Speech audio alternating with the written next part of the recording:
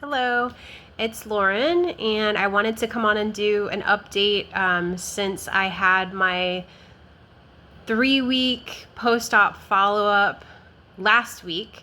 So right now I'm actually like 4.5 weeks post-op.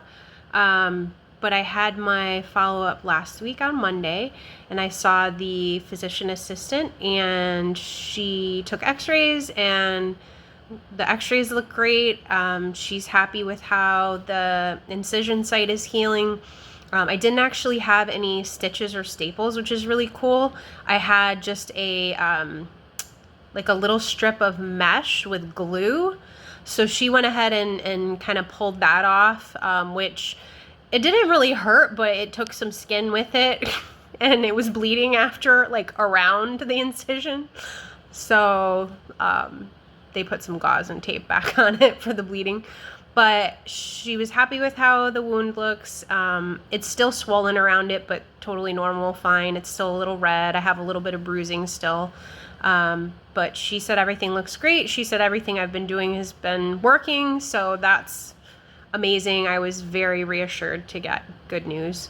Unfortunately, I am still toe touch weight bearing for a while.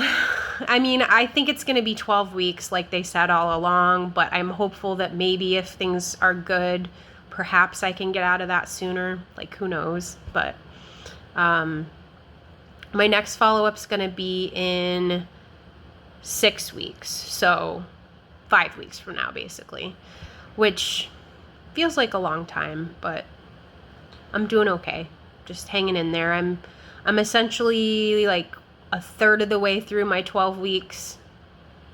So that feels like a pretty significant milestone, and you know, it's a long way to go yet, but I'm happy to be where I am, and I'm happy to have good news for progress and healing, and so relieved that that first follow-up went well, because I was just really anxious and worried that I would get some kind of bad news or feel like I was doing something wrong to hinder my recovery. So thoroughly pleased with how that went. I have no movement restrictions, which means as long as I'm not putting any weight on my right leg, I can move it in any way that feels comfortable. So that's good, and that was really exciting news. I immediately thought of like, oh, I can sleep on my left side now, maybe even my stomach. I used to be a big stomach and side sleeper, so sleeping on my back has been incredibly hard. That first night or two when I tried, even just to move my leg a little bit, it felt really, really weird, and I was so nervous I was gonna hurt my hip somehow.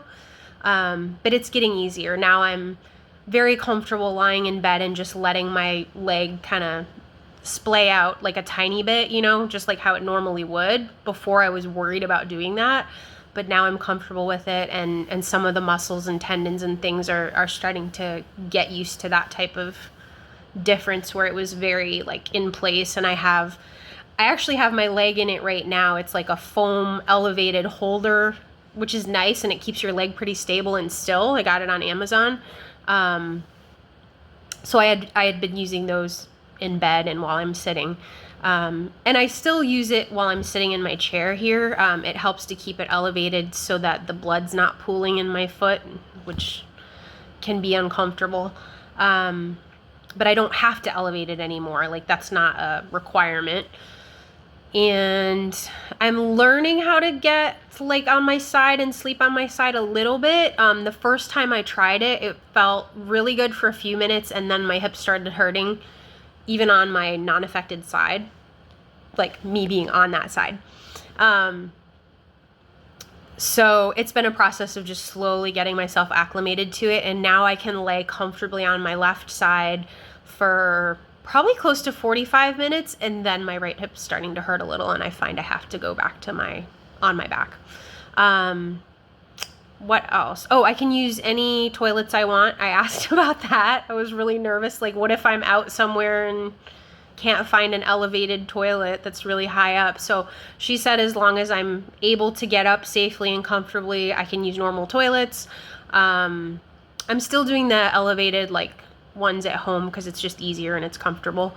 What else? I've been using my ice packs day and night pretty faithfully, although here and there I'll take a break or I just find I don't need it. But I asked about that because I wanted to make sure that it wasn't like a bad thing or that I wasn't doing, preventing healing or blood flow or whatever. I was just worried about it. So she said, that's fine. I can do ice as much as I want.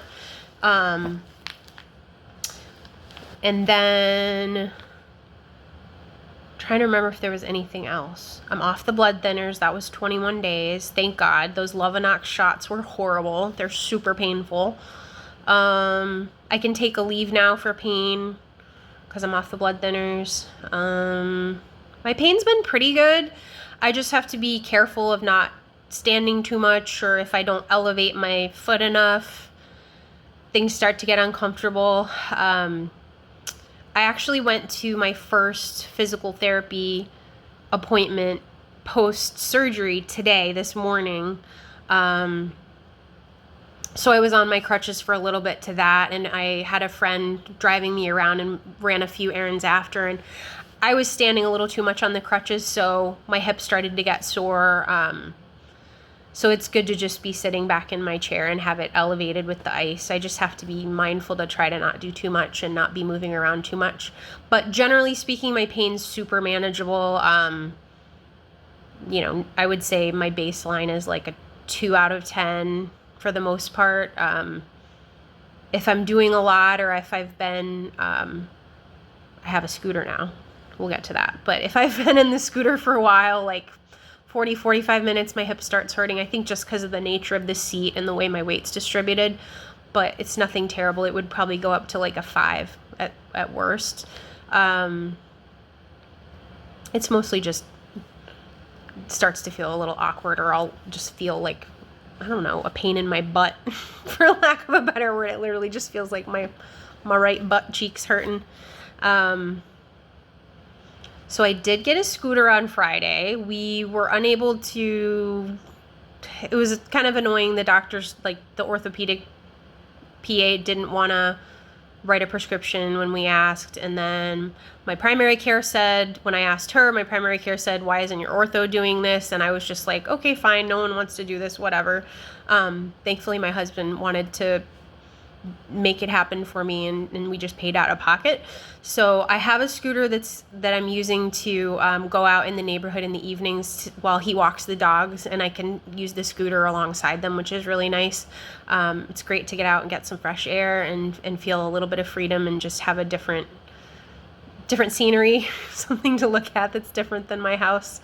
So the scooter's been nice, and then we could potentially take it other places if we need to. It packs down really small it'll fit in the trunk of any car, so that's fun. PT went well. Wow, I'm all over the place. Sorry, I mentioned PT. So I get to do PT anywhere from 1 to 3 times a week, but the physician assistant mentioned maybe just doing it once a week for now, because I can't do much because of my weight bearing status. So the physician, or the physical therapist, agreed once a week would be good for a while until my weight bearing status changes. So she assessed my range of motion, took down some measurements. Looks like I have pretty good range of motion right now, which is exciting. I didn't have very much discomfort with any of the activities she had me try out. She gave me 3 exercises to do at home every day, which feels weird because I was already doing like, I don't know, 8 or 10 from what I was assigned in the hospital. So it almost feels like a downgrade to do less, but I'm doing more reps. So, and I may still do some of the hospital ones, just depending on how I feel or what I want to do. She said I don't have to, but it's nice to feel like I can do something, get a little blood flowing, and most of the exercises are really easy for me at this point. So I have 3 exercises to do, and then I'll go back next week and just go once a week for a while to physical therapy. I think that's most of my updates. What else? Obviously in the shower, I'm good to like let water and soap go over the wound area. I'm not supposed to put any creams or ointments yet, and the wound isn't fully healed. I mean, the incision is coming together nice and it's holding together nice, but like it's still scabby and not cute. So I'm not supposed to put any like vitamin E or anything on it right now. But water over it in the shower is good, so it's nice to not have to do the press and seal wrap and the tape around it that I was doing before. I do have a shower chair, which is great. It's like a I don't know what it's called, but it like sits out over the edge of the shower, so I can like sit on it and then scoot my butt over carefully to get into the shower, which is great. Yeah, I think that's everything. One of the exercises we did today in physical therapy to check my range of motion on my hip made my right knee really ouchy, surprisingly. Like on both sides of my knee it hurt, and she said she thought it was just my knee overcompensating for some weakness in the hip, which was interesting, but nothing to be worried about. Overall, I'm feeling pretty good. It's challenging being stuck at home and being alone so much. I'm not used to being with myself all the time.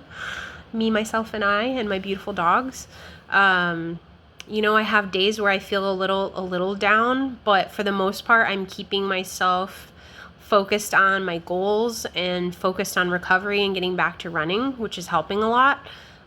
If I didn't have that to look forward to, I think recovery would be way more challenging. And I think for people that are not athletic or into, sports or exercise or activities, I can see where it would be incredibly difficult to go through this long recovery where if I didn't have that goal motivating me, it would be easy, really easy to just be depressed out of my mind, because it feels like, a never-ending purgatory at times. It can be challenging, but I'm doing great with it, and I'm really proud of myself. I'm spending a lot of time journaling and writing,